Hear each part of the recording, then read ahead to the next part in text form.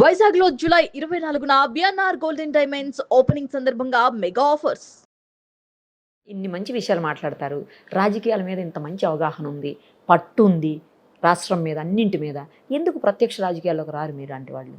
ఏమండి వచ్చిన అదే చెప్తున్నా కదా, ఇప్పుడు ఈ దగ్గర డబ్బులు లేవంటే వచ్చే పరిస్థితి లేదేమో అనిపిస్తుంది నాకు జనానికి. సరే ఎందుకు నాకంటూ ఒక అవకాశం ఇచ్చాడు భగవంతుడు సినిమాలు చేసిమని. నా స్ట్రెంత్ ఇదేనేమో, అందుకని నేను ఇక్కడే ఉన్నానండి. అంటే మీలాంటి విజన్ ఉన్న వాళ్ళు, మీలాంటి థాట్స్ ఉన్న వాళ్ళు వస్తే వేరే రకంగా ఉంటుంది కదా అని నా ఉద్దేశం. నేచర్కి అన్నీ తెలుసు కదా, మనం ఎందుకు కంగారు పట్టం. వచ్చే ఎన్నికల్లో ఏమన్నా ట్రై చేయొచ్చు కదా. తెలియదండి, నాకు తెలియదండి. చాలా మంది మీలాంటి వాళ్ళు అంటారు నియోజకవర్గాలు పెరుగుతున్నాయి కదా, మీరు ట్రై చేయొచ్చు కదా. చాలా పెరుగుతున్నాయి. చాలా మందికి చాలా కోరికలు ఉంటాయి, చాలా రకరకాలుగా చేయాలి. అందరికీ రావు. ఎవరికి రావాలో ఎంతవరకు రావాలో అంతవరకే వస్తాయి.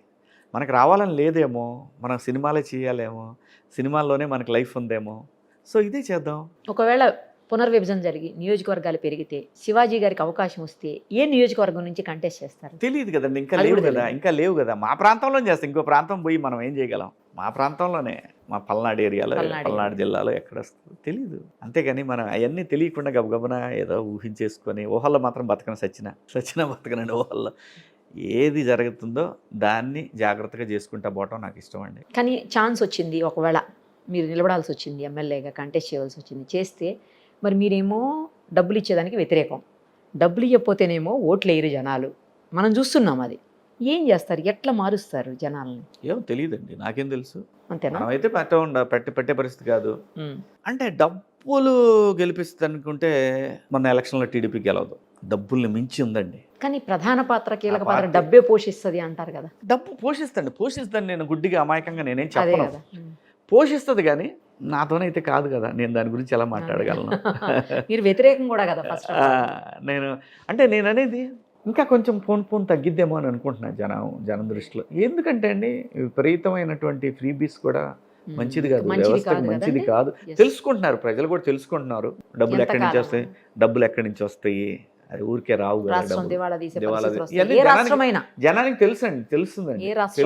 తెలుస్తుంది. మీడియా పెరగటం ఒక రకంగా మంచిదే అయింది. సో మీడియా ఉంటానే అమరావతి కూడా నిలబడింది. ఆ రోజున ఒక్కొక్క మహిళని జుట్లు పట్టుకొని లాగి, కడుపు మీద తన్ని, గుండెల మీద తన్ని, లాక్కెళ్ళి, ఏదో బ్రిటిష్ వాడు కూడా అలా చేసి ఉండడేమో ఆడవాళ్ళని, అలా చేశారు అనమాట. ఇప్పటికి కూడా మార్పు లేదండి వీళ్ళల్లో. అది ప్రాబ్లం. ప్రజలకి ఏం కావాలో అది ఆలోచించాలి కానీ మనకేం కావాలో ప్రజలు కూడా అదే యాక్సెప్ట్ చేయాలంటే ఎలా కుదురుద్ది? చేయరు, ప్రజలు చేయరు. ఇప్పటికేమైనా సమయం మించిపోలేదు. అన్ని రాజకీయ పార్టీలు అవసరం సమాజానికి. ఇప్పటికి కూడా సమయం మించిపోలే. కూర్చొని what is wrong, what is right, ఎందుకు ఎలా జరుగుతుంది, మనం ఎందుకు ప్రజల ఆలోచనలకు అనుకూలంగా వెళ్ళలేము అంటే అప్పుడు ప్రభుత్వం కూడా అలర్ట్గా ఉండి జాగ్రత్తగా పనిచేస్తారు కదా, మీ బాధ్యత అది గుర్తిస్తారు కదా ప్రజలు. ఇదే ఎందుకు ఆలోచించరు? పర్సనల్ ఎజెండాలంటే సినిమా మీకు రాజకీయాలకి పర్సనల్ ఎజెండాలు పనికిరావండి, ఎట్టి పరిస్థితుల్లో పనికిరావు. రామారావు గారికి ఊరికే బ్రహ్మరథం పట్టారండి. కుటుంబాన్ని దూరంగా పెట్టి రాజకీయాలకి సంపాదన ఏమి లేకుండా తనకింత ఇచ్చినటువంటి రాష్ట్రానికి నేను ఏదో చేయాలని చెప్పి తెలుగు జాతి ఖ్యాతిని విశ్వాంతరాలలోకి వ్యాపింపజేసినటువంటి ఒక మహానుభావుడు. అలాగే మరి ఇలాంటి ఒక హైదరాబాద్ లాంటి ఒక మహానగరానికి ప్రపంచ స్థాయిలో తీసుకొచ్చినటువంటి చంద్రబాబు నాయుడు గారు కానివ్వండి, వీళ్ళందరూ ఎందుకు రాజీవ్ గాంధీ గారు ఆ రోజున ప్రపంచవ్యాప్తంగా కమ్యూనికేషన్ అనేది విశృంఖలంగా విస్తరిస్తున్న టైంలో దాన్ని అందిపుచ్చుకొని ఆయన కూడా ఆ రోజుల్లో అండి గట్టిగా పట్టుకున్నాడు రాజీవ్ గాంధీ గారు, నాకు బాగా గుర్తుంది. ఓకే. అలాగనే మనకి దేశవ్యాప్తంగా కూడా బెంగళూరు కానీ ఇవన్నీ కూడా ఊరికే డెవలప్ అవ్వలేదండి, ఉంది. రాజకీయ నాయకులు చాలామంది పనిచేస్తేనేనండి ఇంతవరకు వచ్చాం మనందరం. ఏ ఒక్కళ్ళు చేస్తే రాలేదండి ఇంత దూరం. నేషనల్ లెవెల్లో మీకు ఇష్టమైన లీడర్ ఎవరు? లాస్ట్ టైం అడుగుదాం అనుకునే క్వశ్చన్ అవలా. నిజంగా దేశానికి లీడర్ చాలా అవసరం అండి. ఏ దేశం అయినా సరే ముందుకు నడవాలంటే లీడర్ చాలా అవసరం. నాకు ఆంధ్రప్రదేశ్కి మాటిచ్చి తప్పారనే కోపం తప్ప, కానీ గడిచిన ఫస్ట్ టర్మ్ కంటే కూడా లాస్ట్ టర్మ్, ఈ టర్ము మోడీ గారు భారతదేశం సరే అది రకరకాలుగా మాట్లాడుకున్నా కూడా, ఎవరు ఏం మాట్లాడుకున్నా కూడా, పబ్లిసిటీ అది ఇదని మాట్లాడుకున్నా కూడా దేశం యొక్క బ్రాండ్ని గట్టిగా సుస్థిరం చేయగలిగాడు ప్రపంచ పటంలో. ఇది మాత్రం నిజం, ఇది అంగీకరించాల్సిందే. సో కొంచెం గుజరాతీ లెక్కలు ఉన్నా కూడా అది ఉపయోగపడిందే తప్ప నాశనం అయితే అవ్వలేదు, దేశం నాశనం అయితే అవ్వలేదు. నాకు నా రాష్ట్రానికి అన్యాయం చేశారనే కోపం మాత్రం నాకు గట్టిగా ఉండేది, కానీ అంతకుమించి నాకేముంటుంది. ఇప్పుడు పోయిందా? నేను ఎవరిని మరి పోయిందంటే మరి నేను అమరావతి అదే దెబ్బకి ఇంకా. నాకు పోయిందా? ఓకే, ఇక మనకేం పోయినట్టేగా? లేదు, వాళ్ళ మీద ఎటువంటి కోపాలు లేవు మనకి. సో రాష్ట్రానికి ఏం కావాలంటే అది దొరుకుతూ ఉంది. సో అదే చెప్పాను కదా ఇందాక, ప్రజలకి వాళ్ళకి ఏం కావాలో వాళ్ళకి తెచ్చుకునే అవకాశం కూడా వస్తుంది.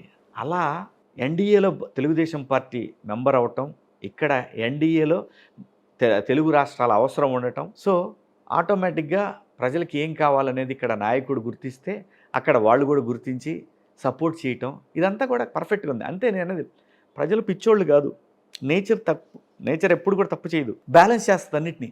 అలా బ్యాలెన్స్ చేసింది కాబట్టే ఆంధ్రప్రదేశ్, అమరావతికి ఈ రోజున ఇన్ని కంపెనీలు, ఈ విధమైనటువంటి డెవలప్మెంట్, ఇదంతా కూడా ఎన్ని రోడ్లు అండి, ఎన్ని రోడ్లు వస్తున్నాయి అనుకున్నారు అసలు?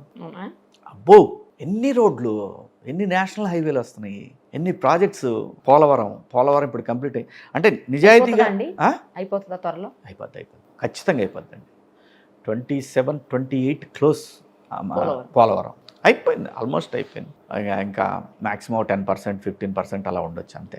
అది అయిపోద్దండి, గ్యారంటీగా అయిపోద్ది. నిన్న మొన్న ఏదో డయాఫ్రమ్ వాల్ ఏదో అయిపోయింది అన్నారు, అది డయాఫ్రమ్ వాల్ ఏదో సబ్జెక్ట్ టు కరెక్షన్ అయిపోయిందని చెప్పి కూడా పేపర్లో కూడా చూశాను. సో ఏది ఏమైనప్పటికీ వర్క్ పరంగా చంద్రబాబు నాయుడు గారు ఖచ్చితంగా మ్యాక్సిమం చేయటానికే ట్రై చేస్తాడండి. ఇది వాస్తవం, మనం అంగీకరించాల్సిందే. ఎవరైనా సరే, అది చరిత్ర ప్రూవ్ చేసింది, మనకి హిస్టరీ మనకి చూపిస్తుంది కదా మన కళ్ళ ముందు.